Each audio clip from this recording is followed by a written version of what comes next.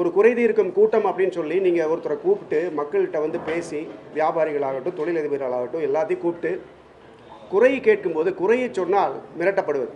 அதே போல் சூலூர் பக்கத்தில் ஒரு இளைஞர் ஒருத்தர் வந்து செமிகண்டக்டர் பற்றி என்னமோ கேட்குறார். அதுவும் பார்த்தீங்கன்னா சரியான முறையில் பதில் சொல்லாமல் அங்கேயும் பார்த்தீங்கன்னா படம் எடுக்கக்கூடாது என்று மிரட்டப்பட்டு மிரட்டல் நாடகம் தான் நடைபெற்றது. எதுக்கு இந்த குறைதீர்க்கும் கூட்டம்? நடந்து முடிந்த தேர்தலை பொறுத்த வரைக்கும் பார்த்தீங்கன்னா முக்கிய பிரச்சனையே ஜிஎஸ்டி தான். கொங்கு மண்டலத்திற்கு வந்து அதிகமான பாதிப்பு எங்கேன்னு கேட்டிங்கன்னா எதனால் என்று கேட்டீர்கள், ஆனால் ஜிஎஸ்டினால தான். இந்த குறைதீர்க்கும் கூட்டத்தில் வந்து உட்கார்ந்து அவர்கள் வந்து ஏதாவது இதை குறைக்கலாம் அதை குறைக்கலாம் அப்படின்லாம் பேச மாட்டாங்க. யாரும் கேள்வியே கேட்கக்கூடாது. அப்படிப்பட்ட தர்பார் ஆட்சி தான் இங்கே நடந்துட்டு இருக்குது மத்தியில். அதுக்கு உதாரணம் என்னன்னு சொல்ல போனால், பிஸ்கெட்டுக்கு பார்த்தீங்கன்னா கிட்டத்தட்ட 18% வரைக்கும் பிஸ்கெட், நம்ம சாப்பிட்ற பிஸ்கெட். தங்க பிஸ்கெட்டுக்கு பார்த்தீங்கன்னா 3%. இதிலிருந்து தெரியுது என்ன விதமான பாகுபாடு நடக்குது, யாருக்காக ஆட்சி அப்படிங்கிறது வந்து இதை பார்த்தாலே மக்களுக்கு தெரியும். அதனால்தான் 40க்கு 40 திராவிட முன்னேற்ற கழகத்திற்கு வாக்களித்தார்கள் கூட்டணி. இதை ஏற்றுக்கொள்ள முடியாது.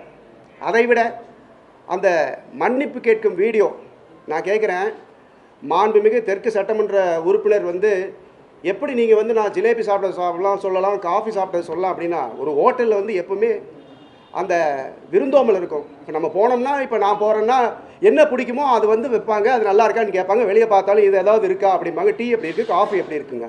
அது என்ன இன் கேமரா ப்ரொசீடிங்க. ஒரு ஹோட்டலில் போய் சாப்பிட்றது, ஒரு பொதுமக்கள் வந்து செல்லும் இடத்துல நம்ம என்ன சாப்பிட்றோன்னு பார்க்குறதுக்கு கூட யாருக்கு தெரியாதா? ஹோட்டல் அதிபர் பேசக்கூடாதா?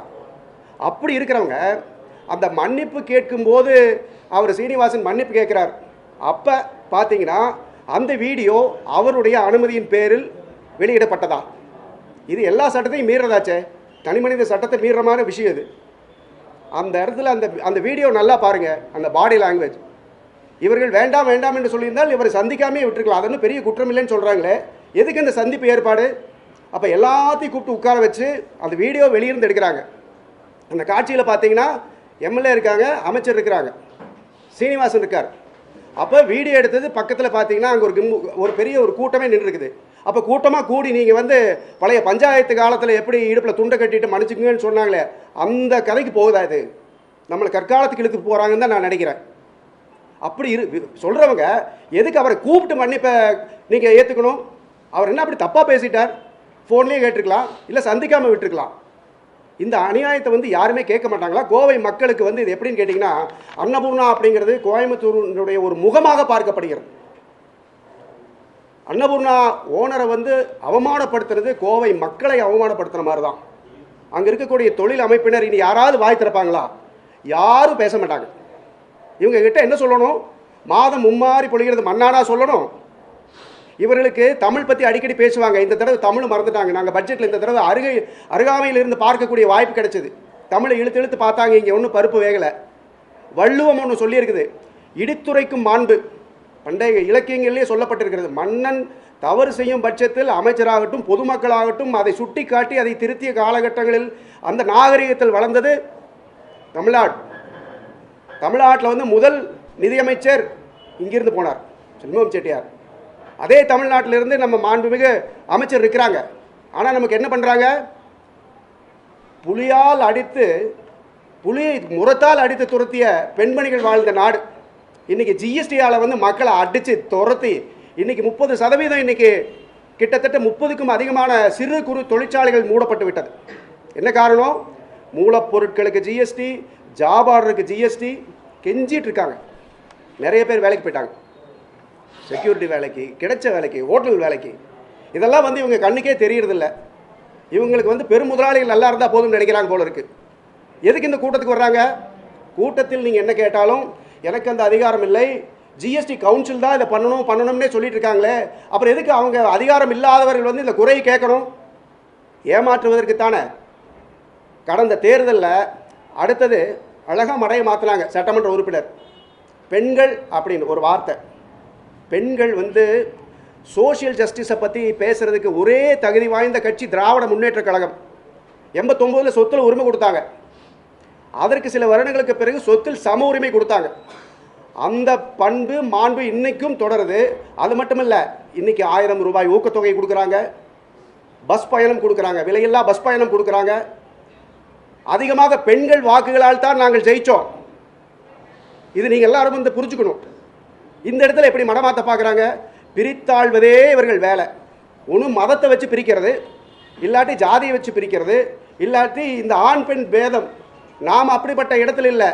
ஆண் பெண் சரி நிகர் சமமாகத்தான் நம்ம வாழ்ந்து கொண்டிருக்கிறோம். இதில் வந்து மாற்றுக்கிறதே இல்லை. அதுக்கு உதாரணம் வந்து இன்றைக்கி திராவிட மாடல் அரசு நமது முதலமைச்சர் சிறப்பாக பண்ணிட்டு இருக்காங்க. அதனால தான் 40க்கு 40 ஜெயித்தோம். இவற்றையெல்லாம் வந்து இவர்கள் மறந்துவிட்டு ஒரு நாடகம், இந்த குறை தீர்க்கும் கூட்டம் அப்படிங்கிற ஒரு நாடகத்தை நடத்தி அவர்கள், அதாவது அவர்களுக்குட்ட அவர்களே வெளிப்படுத்திட்டாங்க. இதுதான் நடந்தது. அன்னபூர்ணா ஹோட்டல் சீனிவாசனை அவமானப்படுத்தியது வந்து நாங்கள் வந்து ஏற்றுக்கொள்ளவில்லை. இது நம்ம கோவை தொகுதி மக்களை அவமானப்படுத்தியதற்கு சமமல்ல. அவமானப்படுத்தப்பட்டது கோவை மக்கள் தான். குறைப்போம் என்ற பேச்சுக்க வார்த்தை இல்லை. அதே மாதிரி தேர்தலில் நாங்கள் யாராவது பற்றி பேசணுமா? முதலமைச்சருடைய சாதனை பற்றி மட்டும்தான் பேசணும். ஆன்டி இன்கம்பன்சி ஒரு இடத்தில் கூட கிடையாது. ஆன்டி இன்கம்பன்சி மத்திய அரசுக்கு தான் இருந்தது. இது நீங்கள் நல்லா கூர்ந்து பார்க்க வேணும். எல்லா இடத்துலையும் சிறப்பான வரவேற்பு, பெண்கள் கொடுத்த வரவேற்பு, சிறுபான்மை மக்களின் காவலனாக இருக்கிற திமுக சிறுபான்மை மக்கள் கொடுத்த வரவேற்பு, தாழ்த்தப்பட்ட மக்கள், பெண்கள், இப்படி சொல்லிக்கொண்டே போகலாம். ஒரு இடத்துலையும் கூட எந்த விதமான முகம் சொல்லிப்பில்லை, சந்தோஷமான வரவேற்பு. ஏன்னு கேட்டால் தவறுகள் பூரா எங்கே நடக்குதுன்னு அவங்களுக்கு தான் தெரியும். ஜிஎஸ்டி என்னும் ஒரு இது, நம்ம ஒவ்வொரு நாள் எவ்வளோ செலவு பண்ணுறோம், அதில் ஒவ்வொன்றுக்கும் எவ்வளோ ஜிஎஸ்டி கட்டுறோம்னு நீங்கள் யோசிச்சு பார்த்தீங்கன்னா இப்படி நம்ம பேச மாட்டோம். இதற்கெல்லாம் வந்து பார்த்தீங்கன்னா அவங்களே வந்து கூட்டம் போட்டு குறை இருக்கிறேன்னு சொல்லி அவங்களே வந்து அவங்க கூட்டம் வெளிப்படுத்திட்டு போயிட்டாங்க. எதற்காக வரணும்? தேர்தலின் போது நாங்கள் ஒரு வார்த்தை யாரை பற்றியும் பேசவில்லை. முதலமைச்சருடைய சாதனை பற்றி மட்டும்தான் பேசணும். எதிர்க்கட்சி வேட்பாளர்களை பற்றி தனி மனித வெறுப்பு அரசியல் கூடவே கூடாது என்பது தலைவருடைய உத்தரவு. அதுதான் அவருடைய பாலிசி. அதற்கேற்றவாறு நாங்கள் கௌரவமாக நடந்துட்டோம். யாரும் தனிப்பட்ட முறையில் நாங்கள் சொல்லியே, ஜாதியை பற்றி பேசலையே, அவங்க என்ன பண்ணாங்கன்னு மட்டும்தான் பேசணும். சட்டமன்ற உறுப்பினர் வந்து நிறைய இடத்துல தவறுதலாக சொல்லியிருக்கிறார். நாங்கள் அதை பற்றியெல்லாம் பேச வேண்டிய அவசியம் இல்லை. செய்த சாதனைகளை நம்பி வாக்கு கேட்டு அதை நம்பி மக்களும் வாக்களித்தார்கள் செய்த அரசு அப்படின்னு சொல்லி, இதுதான் நடந்த உண்மை. அதனுடைய சாட்சி தான் 40க்கு 40. ஒரு ஆளுங்கட்சியாக இருந்து எந்தவித எதிர்ப்பும் இல்லாமல் 40 சீட் ஜெயிப்பது என்பது விளையாட்டான காரியம் இல்லை. 100க்கு 100 மதிப்பெண். இவற்றை பாரதிய ஜனதா கட்சி அரசு புரிந்து கொள்ள வேண்டும். வாக்களிக்கலைன்னா வேண்டாம். நம்மளாம் எப்படி அரசியல் பண்ணோம்? வாக்களிக்காத மக்களுக்கும் நிறைய செஞ்சு அவங்கள நம்ம கூட சேர்ந்து அதிகமான வாக்குகளை அடுத்த தேர்தலுக்கு வாங்க வேண்டும் என்று சொல்லும் காலகட்டத்தில் இவங்க நம்மளெல்லாம் பார்த்தீங்கன்னா புறந்தள்ளி தமிழ்நாடா வாக்களிக்கவில்லை, தமிழ்நாடு அப்படின்னாங்க. அதே மாதிரி இப்போ ஏர்போர்ட் கொடுத்துருக்குறோம். அதுவும் முதலமைச்சர் பார்த்தீங்கன்னா மிகப்பெரிய ஒரு என்னன்னு சொல்ல, ஒரு சாதனைன்னு சொல்லணும். இனி மத்திய அமைச்சகம் இது என்ன பண்ண போகுதுன்னு பார்ப்போம். இவற்றையெல்லாம் செய்து கொண்டிருக்கிறார்கள். இந்த நேரத்தில் தான் இந்த மாதிரி ஒரு விரும்பத்தகாத ஒரு சம்பவம் நடந்தது. அந்த ஓட்டல்களின் சார்பாக பேசப்பட்ட சீனிவாசன் அவமானப்படுத்தப்பட்டார். திராவிட முன்னேற்ற கழகம் வந்து இந்த கருத்துக்கு துணை நிற்கும். அவர் பேசினது சரி. மிரட்டப்பட்டு மன்னிப்பு கோரப்பட்டது வன்மையாக கண்டிக்கத்தக்கது. இதற்காக வந்து அடுத்தது நீ முதலமைச்சர் என்ன சொல்கிறாரோ அதுபடி நாங்கள் செல்வோம் என்று சொல்லி விடைபெற்றுக் கொள்கிறேன். நன்றி, வணக்கம்.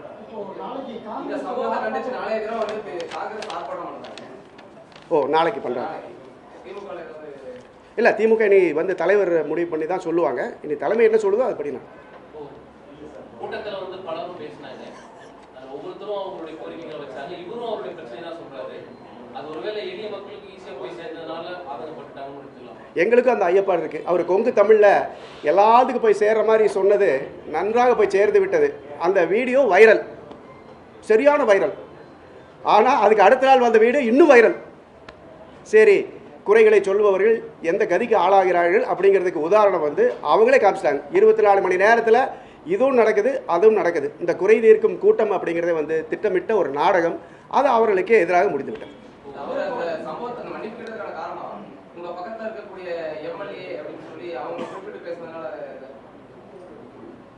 இல்லை, அவங்க வந்து அது மன்னிப்புங்கிறது வந்து எப்படி நீங்கள் பேசலாம், அந்த சட்டத்தை பற்றி பேசலை, வேறு ஏதோ பற்றி பேசுகிறாங்க அப்படின்னு அந்த ஆடியோ அதில் கிளியராக வரல பார்த்தீங்கன்னா.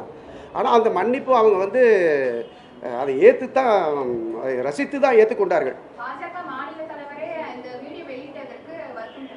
அது அதாவது அவர் நடந்த சம்பவத்தை கேட்கல, வீடியோ வெளியிட்டது ஏமாந்து வெளியாகிடுச்சுன்னு தான் மன்னிப்பு கேட்டிருக்காரு ஒழிய, இல்லை கூப்பிட்டு மன்னிப்பு கேட்டது தப்புன்னு அவர் சொல்லலையே. அவரும் அப்படி தான் இருக்காரு. ஒரு பக்கம் ஆனந்த் சீனிவாசன் வந்து பத்திரிகையாளர் சந்திப்பில் அதை பற்றி ஒரு பெரிய இஷ்யூ இல்லாமல் பேசினாங்க.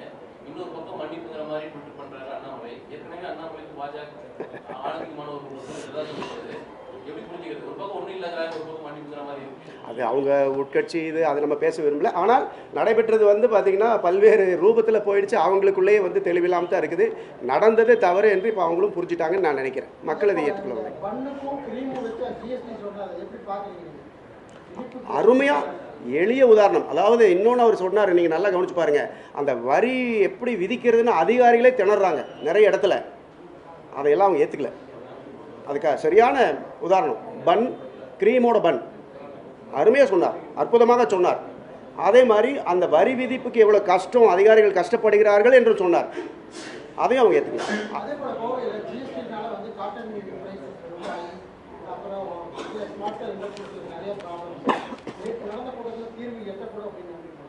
ஒன்றுமே நடக்கலையே, தீர்வு நடக்காது. ஏன்னா ஜிஎஸ்டி கவுன்சில் தான் இதை முடிக்கும்னு சொல்லி அவங்களே சொல்லிடுறாங்க. ஜிஎஸ்டி கவுன்சில் வந்து கண்டிப்பாக இது நடக்காது. காட்டனுக்கு அதே மாதிரி எனக்கு வந்து செய்தி சரின்னா காட்டன் அதாவது பருத்தி நூலுக்கு வந்து 18%, ரேயானுக்கு வந்து 3% 4% வரும். ரேயான் உற்பத்தி இங்கே வந்து நம்ம சவுத்தில் எதுவும் கிடையாதுன்னு நினைக்கிறேன். அது யாருக்கு பிரயோஜனப்படுதுன்னு நீங்களே யோசிச்சுக்கோங்க. நம்ம பஞ்சு வியாபாரிகளாகட்டும், பஞ்சை விளைவித்த நம்ம விவசாயிகளாகட்டும், நூறுக்குள்ள இருக்கிறவங்க எல்லாத்துக்கும் வந்து இது மிக மிக பெரிய சிரமத்தை கொடுக்கும். தமிழக அரசின் தவறான கொள்கையும் மின்கட்டண உயர்வும் தான் கிட்டத்தட்ட 30% தொழிற்கூடங்களை மூடப்பட்டதற்கான காரணம் வானதி ஸ்ரீனிவாசன் அவங்க அப்படி தான் சொல்லுவாங்க. மத்திய தொகுப்புலேருந்து நமக்கு மின்சாரம் வருது. அவங்களும் வந்து பார்த்தீங்கன்னா பின்பக்கத்திலிருந்து நீங்கள் வந்து 10 வருஷமாக 15 வருஷமாக நீங்கள் வந்து விலையேற்றமே இல்லை, மின்சாரம் வந்து உபயோகிப்பாருக்கு வந்து கட்டணமே ஏற்றலை அப்படின்னு அழுத்தம் கொடுத்ததும் மத்திய அரசு தான். அதே மாதிரி அதிமுக ஆட்சியில் பார்த்தீங்கன்னா பிஜேபியோட கைப்பாவையாக இருந்தாங்க. அவங்களும் அந்த 10 வருஷத்தில் மின்சாரத்துறை பார்த்தீங்கன்னா எந்தவித அதாவது முன்னேற்றம் இல்லாமல் மிகப்பெரிய கடனில் தள்ளிட்டாங்க. அதனால் இது நடந்திருக்கலாம்.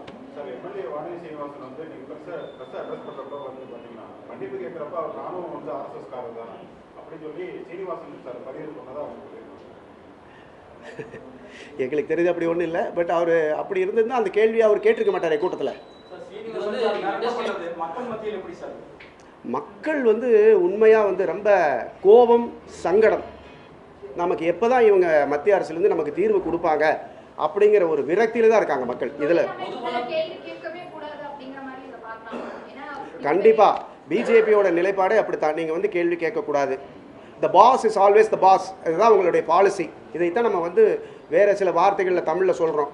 அவங்க வந்து எதையும் கேட்கக்கூடாது, கொடுப்பதை ஏற்றுக்கொள்ள வேண்டும் அப்படிங்கிறாங்க. அவங்க கொடுப்பதை ஏற்றுக்கொண்டால் இப்போ என்ன ஆகுது? இப்போ கோயம்புத்தூரில் என்ன ஆச்சுன்னு பார்த்தீங்கன்னா தொழிற்சாலைகள் எல்லாம் தூங்கி வழியுது. 30-40% எம்எஸ்எம்இ சாத்துறது மட்டும் இல்லை, மற்ற தொழிற்சாலைகளும் மூடிக்கொண்டிருக்கிறது. மான்செஸ்டர் ஆஃப் சவுத் இந்தியா அப்படிங்கிற பட்டத்தை வந்து நம்ம சீக்கிரம் இழக்கக்கூடிய அபாயமான சூழ்நிலைக்கு நம்ம போயிட்டுருக்கோம். ஒன்றிய அரசாங்கத்தினுடைய பிரதிநிதிகள், உயரதிகாரிகள்லாம் வந்தாங்க. அமைச்சர் வந்து தொழிலாளர்களோட கலந்துரையாடல். இது வந்து பொலிட்டிக்கல் கடந்து ஒரு நிர்வாக ரீதியான ஒரு அமைப்பு தான். அதில் நீங்கள் இல்லை, என்ன உங்களுக்கு அழைப்பு இருக்கலையா? ஒருவேளை என்னை அழைப்பு, அதாவது நாடாளுமன்ற உறுப்பினரை கூப்பிடக்கூடாதுன்னு அழுத்தம் கொடுத்துருக்கலாம். அவங்களுக்கு தான் யாரும் தேவையில்லையே, அவங்களுக்கு வந்து நாங்கள் தேவையில்லை, அது திமுகவை சேர்ந்த உறுப்பினர் அப்படிங்கும் போது நீங்கள் தேவையில்லை என்று சொல்லலாம்.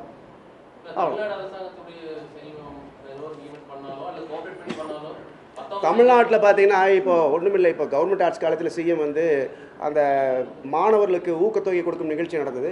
அதில் முன்வரிசையில் தெற்கு சட்டமன்ற உறுப்பினர் என் பக்கத்தில் தான் உட்காந்துருந்தார். அவருக்கு உரிய மரியாதை கொடுக்கப்படுகிறது. கோவையில் என்ன நிகழ்ச்சி நடந்தாலும் அங்கே வந்து உட்கார வைக்கிறாங்க. முதலமைச்சர் அவங்கள பார்த்தா நல்லா பேசுகிறாங்க. நாங்கள் வந்து எல்லாத்துக்கும் மரியாதை கொடுக்கிறோம்.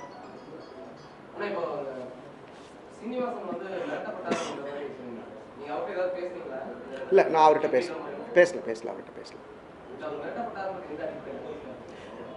அந்த வீடியோ நல்லா பார்த்தீங்கனாலே தெரியும்.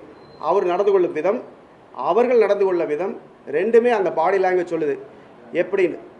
நீங்கள் அந்த வீடியோ நல்லா பாருங்கள்.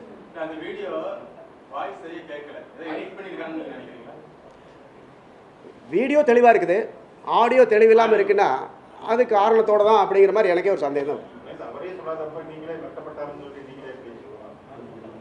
சரி, அப்புறம் எதுக்கு போய் அவர் மன்னிப்பு கேட்கணும்? அவர் என்ன தப்பாக பேசிட்டார்? ஒன்றும் தவறு பேசல, கரெக்டாக தான் சொன்னார். அவர் பயத்தோடு பேசுகிறார். நல்லா பாருங்கள், அந்த வீடியோ திருப்பி சொல்ல, அந்த வீடியோ நல்லா பாருங்கள். அவர் பயத்தோடு தான் பேசுகிறார். இது மிரட்டப்பட்டது தான், இதில் எந்த வித மாற்று கருத்தும் இல்லை.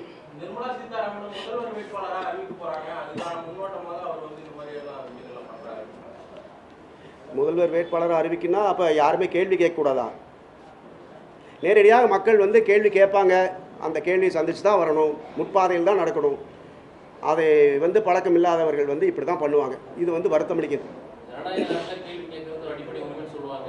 கேள்வி கேட்கப்பட்டதா மிரட்டப்பட்டதா குற்றச்சாட்டு வந்து இல்லை. இனி வரக்கூடிய காலங்களில் தொழில் முனைவர் தன்னுடைய பிரச்சனைகளை சொல்ல மாட்டாங்க, கேட்க மாட்டாங்க, கேள்வி கேட்கக்கூடாதுங்கிற மாதிரி ஒரு சூழ்நிலை ஏற்பட்டுருச்சா? இனிமேல் இந்த மாதிரி கேட்கக்கூடாதுங்கிறதுக்காக தான் இந்த மிரட்டலை. இனி யாராச்சும் கேட்பாங்களா? யாரும் கேட்க மாட்டாங்க. யாரும் கேள்வி கேட்க மாட்டாங்க. இதனுடைய விளைவு ஒவ்வொரு தேர்தலையும் தெரியும்.